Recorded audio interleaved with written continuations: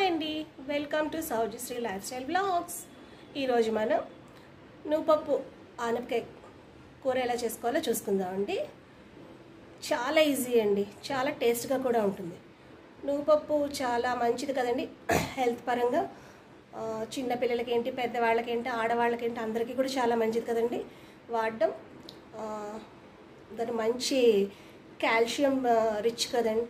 అందుకోసమని తినని వాళ్ళు ఎవరైనా సరే ఉంటే ఈ విధంగా ఒక్కసారి ట్రై చేసి పెట్టండి, వండి పెట్టండి. వాళ్ళు తప్పకుండా నచ్చుతుంది, వాళ్ళకి తింటారు కూడా.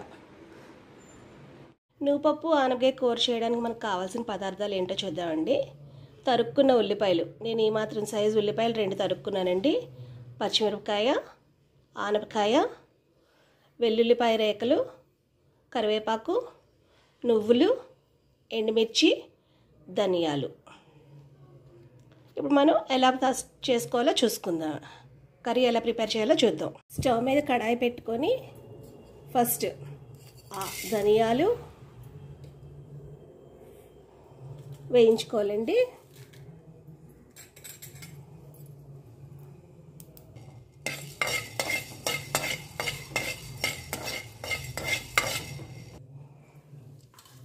పచ్చిశనగపప్పు కొంచెం,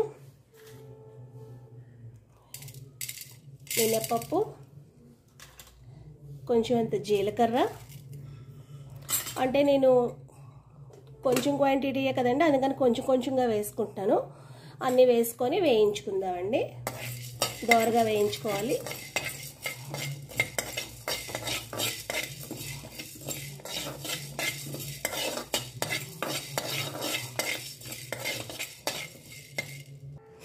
ఇవన్నీ కూడా లో ఫ్లేమ్లో పెట్టుకునే వేయించుకోవాలండి. హై ఫ్లేమ్ అసలు పెట్టకూడదు, ఎందుకంటే త్వరగా మాడిపోతాయి, టేస్ట్ అంత బాగోదు.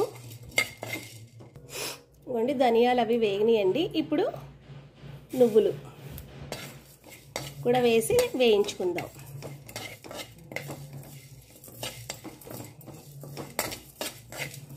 నువ్వులు త్వరగా వేగిపోతాయండి, అందుకోసమనే లాస్ట్లో వేయించుకుంటే సరిపోతుంది.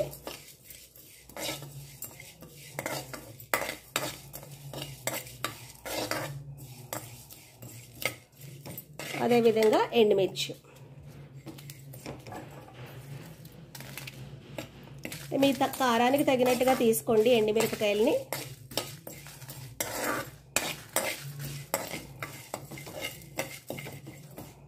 నేను మరొక ఎండుమిరపకాయ వేస్తాను.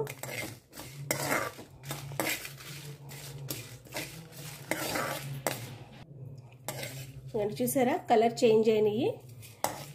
ఈ మాత్రం వేయించుకుంటే సరిపోతుందండి. వెంటనే వీటిని తీసి వేరే ప్లేట్లోకి మార్చుకోవాలి, లేకపోతే కళాయికి ఉన్న వేడికి ఇంకా మాడిపోతాయండి. ఇదిగోనండి, ఇలా వేరే ప్లేట్లో వేసుకున్నాను. ఇవి చల్లారిన తర్వాత మనం మిక్సీ పట్టుకుని పౌడర్ చేసుకుందాం. స్టవ్ మీద కడాయి పెట్టుకొని ఆయిల్ వేసుకుంటున్నానండి.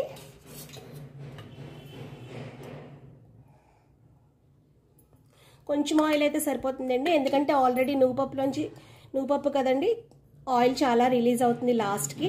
అందుకని కొంచెం అంత ఆయిల్ ఫస్ట్లో అయితే సరిపోతుంది, తాళింపుకి మాత్రం సరిపోతుందండి.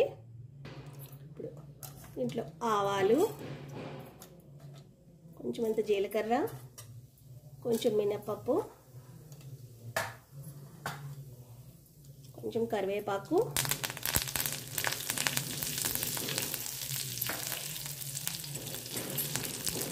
వేసుకొని వేయించుకుందాం.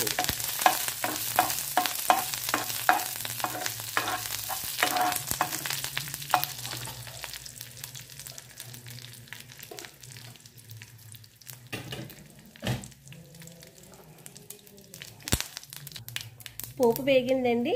ఇప్పుడు దీంట్లో వెల్లుల్లిపాయ రేఖలు,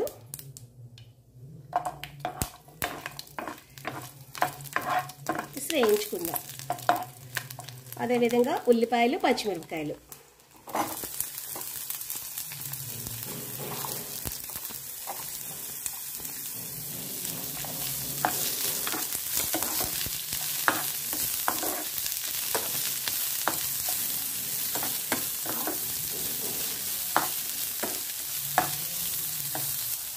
ఉల్లిపాయ త్వరగా వేగడం కోసం కొంచెం సాల్ట్ వేస్తున్నానండి.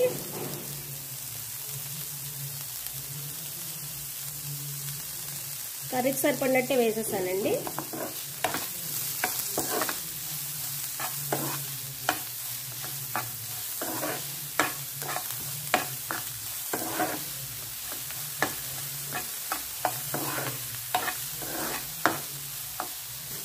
ఇప్పుడు కొంచెం పసుపు వేస్తున్నాను, చిటికెడంత పసుపు.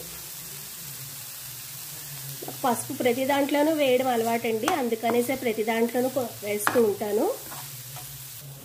ఈ ఉల్లిపాయ వేగే లోపల ఇది మనం వేయించి పెట్టుకున్నాం కదండి, దీన్ని పౌడర్ చేసుకుందామండి. ఇదిగోనండి నేను ఈ విధంగా పౌడర్ చేసుకున్నాను. పల్స్ మోడ్లో చేసుకోవాలండి, లేకపోతే నువ్వులు కాబట్టి నూనె త్వరగా రిలీజ్ అయిపోతుంది. ఇప్పుడు మనం దీంట్లో ఉల్లిపాయ వేగిందండి, ఇప్పుడు మనం దీంట్లో ఆనపకాయ ముక్కలు కూడా వేసుకుందాము. వేసుకొని ఒక్కసారి కలుపుకున్నాము.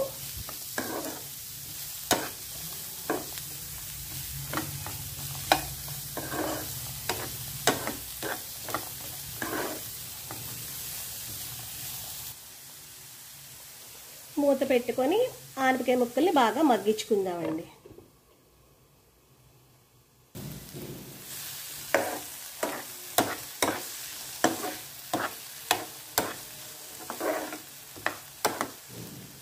మధ్య మధ్యలో ఇలాగ ఒకసారి కలుపుకోండి మూత తీసి, లేకపోతే అడుగు కట్టేస్తుంది. ఇప్పుడు ఒకసారి చూసుకుందామండి.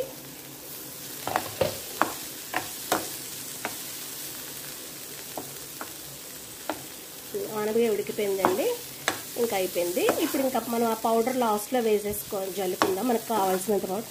ఈ పౌడర్ని స్టోర్ కూడా చేసుకోవచ్చునండి, మనం ఏమీ పాడవదు. ఫ్రిడ్జ్లో పెట్టుకొని మూత పెట్టుకొని ఎయిర్ కంటైనర్లో ఉంచుకుంటే మనకు ఒక 15-20 డేస్ వరకు కూడా వాడుకోవచ్చునండి. నేను ఒక 2 స్పూన్స్ పౌడర్ని వేస్తున్నానండి.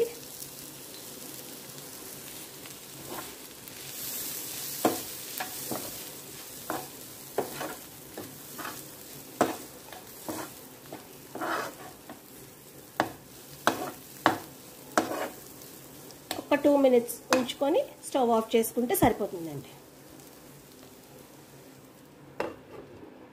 ఒక 2 మినిట్స్ అయిపోయిందండి.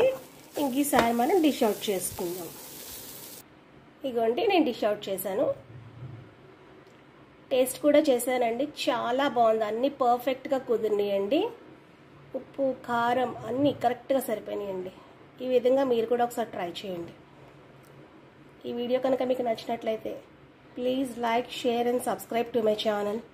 Thank you for watching my video. మరొక వీడియోలో మళ్ళీ కలుద్దామండి. బాయ్.